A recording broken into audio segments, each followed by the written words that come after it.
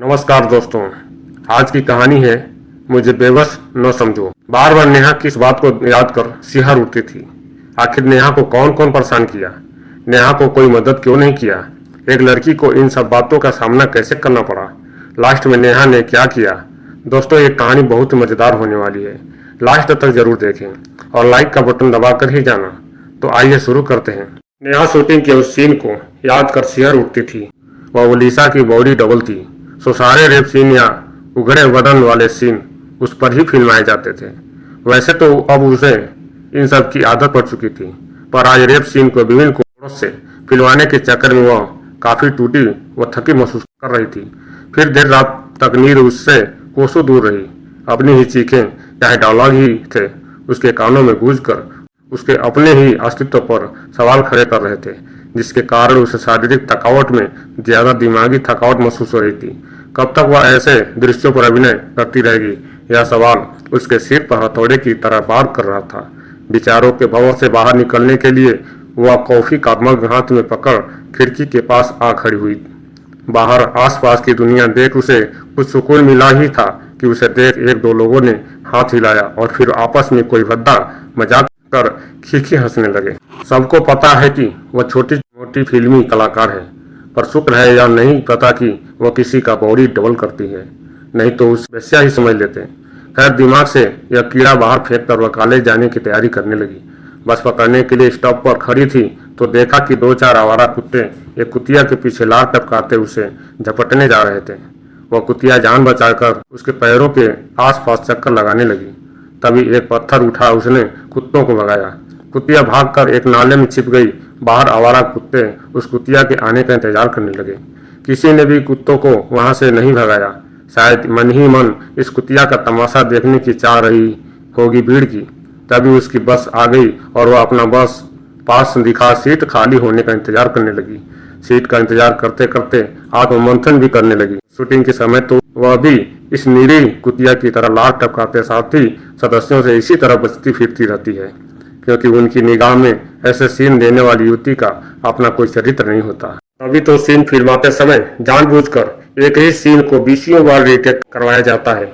कभी एंगल की बात तो कभी कपड़े ज्यादा नहीं उभरे, क्या क्या बहाने नहीं बनाए जाते उसकी बेचारी का फायदा उठाने के लिए। इसी कारण वह भी हर सीन के बाद चुपचाप एक कोने में बैठ जाती है। एक बार उसने छूट दे दी तो गरीब की जोरू बंद रह जाएगी। उसकी अपनी बेबसी, शूटिंग पर उपस्थित लोगों की कुटिल मुस्कान, भेजती निगाहें, वो अश्लील इशारे उसके अंतर्मन को छत बिछत कर देते हैं।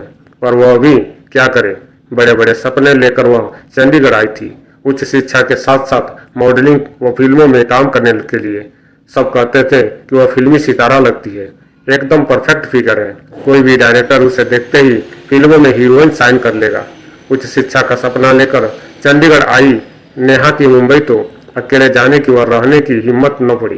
पर यहाँ पढ़ाई के दौरान ही चंडीगढ़ में थोड़ी जान पहचान के बलबूते पर उसे मॉडलिंग के काम मिला। उसे इतनी जल्दी मिलती शोहरत कुछ नामी निरामी कलाकारों को रास नहीं आई। बॉलीवुड में उनको नेहा का आना खतरे की घंटी लगने लगा। उन्होंने उसकी छोटी छोटी कमियों को बढ़ा चढ़ा दिखाकर उसकी यहाँ पैर ही न टिकने दिए। माँ बाप ने भी सहारा देने की जगह खरी खोटी सुना दी। वह तो भला हो उसके पत्रकार मित्र साहिल का, जिसने उसे फिल्मों में ओलिसा का बॉडी डबल बनने की सलाह दी और फिल्मों में कम दिलवा उसे आर्थिक व मानसिक संकट से उबार लिया। अब तो यही काम उसकी रोजी रोटी है। आज कोई रिश्तेदार उसका अपना नहीं, सभी ने उसके मुंह मोड़ लिया है। इसी वजह से पढ़ाई दोबारा शुरू कर वह कुछ बनाना चाहती है ताकि इससे छुटकारा पा सके। पर क्या करे, कहाँ जाए, माँ बाप तो स्वीकारने से रहे, नहीं, ऐसे बेचारगी वाले नेगेटिव विचारों को वो फन नहीं उठाने देगी। यही कमजोरी औरों को फायदा उठाने का मौका देगी और वह उस बस स्टॉप वाली निरीह कुतिया की तरह किसी के पैरों पर गिड़गिड़ाएगी नहीं। इस सोच ने उसे संबल प्रदान किया। वर्तमान से रूबरू होते ही वह समझ गई कि आज भीड़ से भरी बस में उसे सीट मिलने से तो रही, इसलिए यूनिवर्सिटी तक खड़े होकर ही जाना पड़ेगा। चलो, केवल 20 मिनट का ही सफर रह गया है, वह भी बस आराम से कट जाएगा।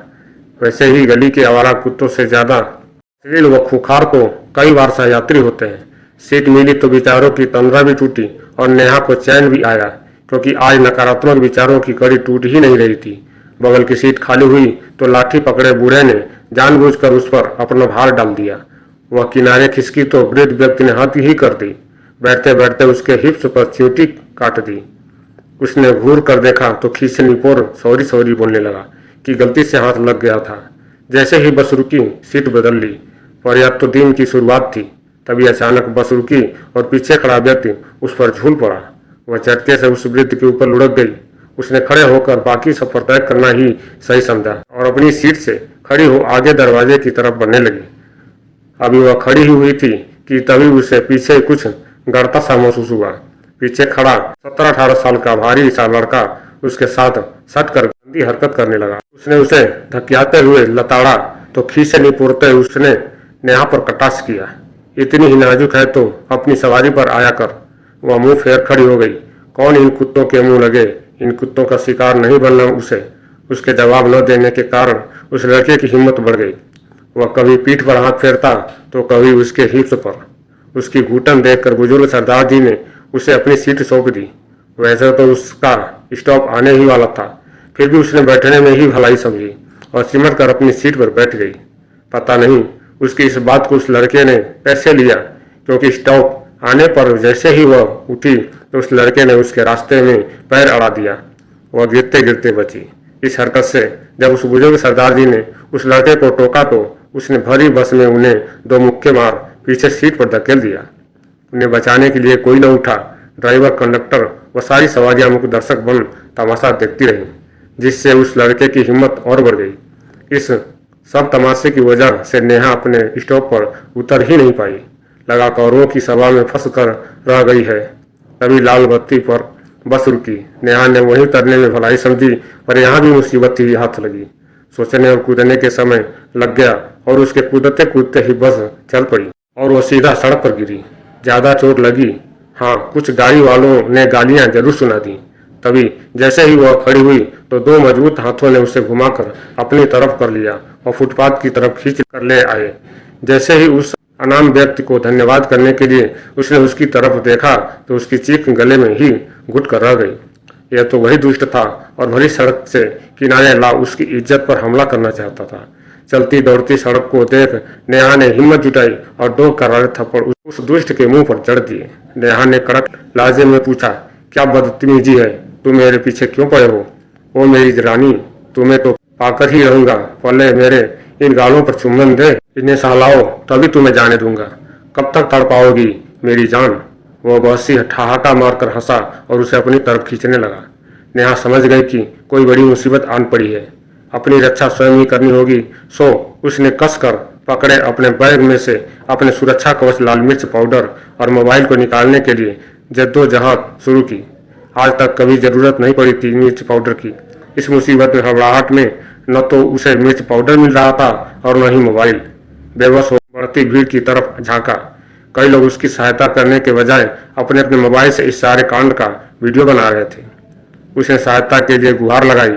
इक्का दुक्का लोग उसकी सहायता को आगे बढ़े भी तो भीड़ ने उनके कदम थाम लिए, या कहकर कि देखते नहीं शूटिंग चल रही है।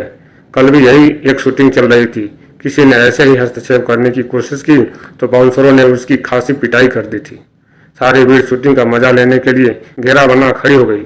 यह सब सुन देख नेहा का दिमाग पल भर के लिए सुन हो गया। क्या करे, वहां कोई भी मौके की नजाकत नहीं समझ रहा था। लगता था तभी सभी बहती गंगा में हाथ धोना चाहते थे। वैसे भी आजकल तो सजा बलात्कारी नहीं, बलात्कार होने वाली नारी को भुगतनी पड़ती है। लोग बाग तो बलात्कारी, आतंकवादी और हत्याओं के साथ सेल्फी ले हर्षित महसूस करते हैं। नहीं, वह दूसरी निर्भया नहीं बनेगी। निर्बल नहीं, निर्भय होना है उसे। इस सोच के साथ जैसे ही वह अपने बैग में हाथ डाल अपने हथियार निकालने लगी तो उस शख्स ने मौका पाते ही उसे जमीन पर गिरा दिया। स्वयं नेहा की छाती पर बैठ गया और बोला, करती है किस या नहीं, मैं चंडीगढ़ का किसर बॉय हूँ, देखता हूँ तुम मुझे कैसे इनकार करती हो। उसकी इस हरकत पर भीड़ ने तालियां बजानी शुरू कर दी। एक ने फिकरा कसा, क्या बढ़िया डायलॉग है, पिक्चर सुपरहिट है, मेरे भाई जारी रखो, बिल्कुल असली सा मजा आ रहा है। एक के बाद दूसरी आवाजें आ रही थी। तब तक वह लड़का अपने होठों को उसके होठों तक ले आया। नेहा ने हिम्मत जुटा उसे परे धकेला। जैसे ही वह पीछे हटा तो दूर गिरा नेहा का बैग उस लड़के के पैरों से लगकर नेहा के हाथों पर आ गिरा। आनंद फानंद नेहा ने लाल मिर्च का पैकेट ढूंढने की कोशिश की। उसके हाथ में पैकेट आता उससे पहले ही वह लड़का अपनी जींस की जिप खोल उसकी तरफ बढ़ा और फिर भीड़ इस सब का पूरा लुत्फ उठा रही थी। लोगों के हाथ मोबाइल पर और आंखें उन दोनों पर टिकी थीं ताकि कोई भी पल मिस न हो जाए। भीड़ में से कोई चिल्लाया, अजी वाह, यह तो ब्लू फिल्म की शूटिंग चल रही है। नेहा समझ गई वासना से लिप्त भीड़ उसकी कोई सहायता नहीं करेगी। क्या पता एक दो लोग और इसके मौके का फायदा उठाने को आ जाएं। उसे अपनी रक्षा खुद करनी होगी। हिम्मत जुटा उसने हाथ में आए मिर्च के पैकेट को बाहर निकाला और उस दुष्ट की आंखों में झोंक दिया। जब तक वह आंखें मलता तब तक नेहा ने अपने मिर्च वाले हाथों से उसका वही अंग जीप में से निकालकर दांतों में भींच लिया। खून का फव्वारा फूट पड़ा। लड़का दर्द से बिलबिला सड़क पर लौटने लगा। सारी भीड़ हक्की बक्की रह गई। वीरांगना के समान नेहा उठ खड़ी हुई। कपड़े झाड़ उसके मिर्च का पैकेट हाथ में ले नपुंसक भीड़ पर छिड़क दिया। लो अब खींचो फोटो अपना और अपने इस साथी दरिंदे का। और पिच से भीड़ पर थूक दिया। वह आगे बढ़ गई। भीड़ ने उसके लिए खुद ही रास्ता बना दिया। तो दोस्तों, ये कहानी कैसी लगी कमेंट करके जरूर बताना। अगर कहानी आपको अच्छी लगी है तो वीडियो को लाइक करें और चैनल को सब्सक्राइब अवश्य करें। धन्यवाद।